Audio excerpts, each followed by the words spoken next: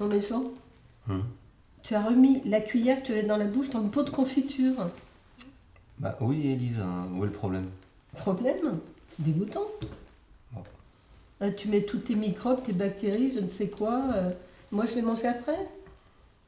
On peut attraper des maladies. J'ai vu dans un documentaire qu'on pouvait en mourir même. Ah non, là je t'arrête, on peut pas en mourir. On pourrait en mourir si jamais dedans il y avait la bactérie botulique.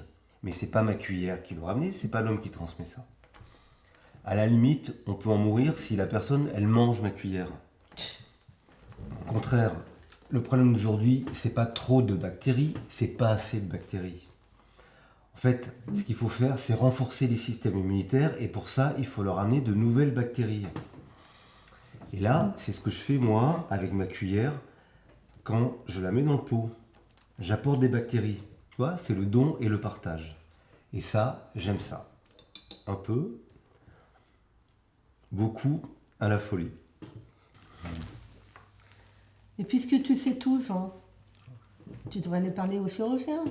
Tu leur expliquerais que c'est pas la peine de stériliser le matériel. L'asepsie, cette grande découverte, ça ne sert à rien en fait. Imagine un chirurgien qui ouvrirait un ventre avec un scalpel et qui après irait t'ouvrir toi avec le même sans stériliser le matériel. Je sais pas, t'en penses quoi? J'en pense que ça n'a rien à voir. Tu me compares avec un chirurgien avec des plaies ouvertes et un scalpel en contact avec le sang. Moi, je te parle de ce qui se passe dans la bouche. Tu sais qu'on a plus de 700 types de bactéries différentes dans la bouche. Et que quand deux personnes s'embrassent, eh ben, elles échangent plus de 80 millions de bactéries entre elles. Tu vois? Le don et le partage, eh ben, c'est la vie. Et les potes, là. Le matos d'enregistrement est prêt. Ok.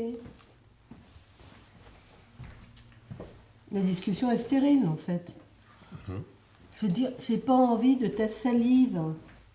J'ai envie de manger de la confiture. Je veux pas te rouler un patin. Arrête de faire ta fine bouche, Élise. Il y a une époque, on s'échangeait nos salives. Et puis alors maintenant que tu es une DJ internationalement connue, eh ben tu t'isoles. Tu veux plus partager. C'est bien dommage. Regarde, ta petite cuillère, elle peut aussi aller dans ma bouche.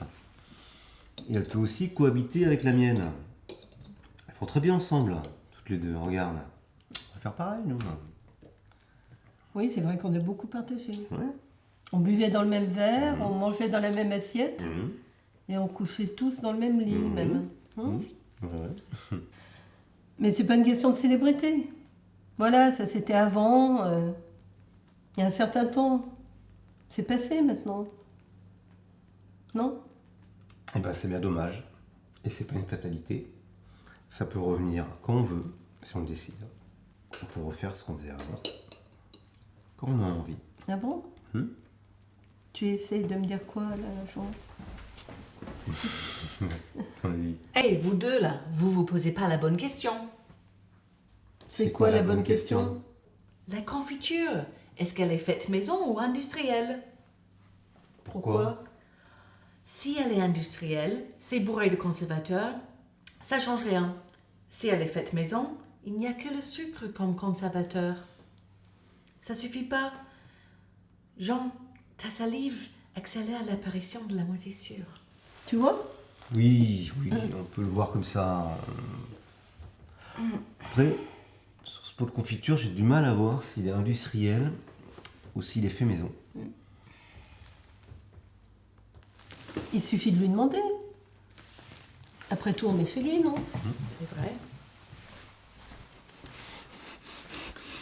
C'est une confiture maison ou industrielle? Maison, c'est moi qui l'ai faite.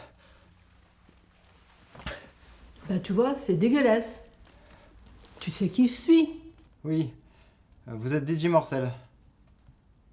Qu'est-ce que vous allez faire de moi? Tu seras soprane sur mon prochain remix. Ça tourne au son? Maintenant, au travail. On commence par quel doigt?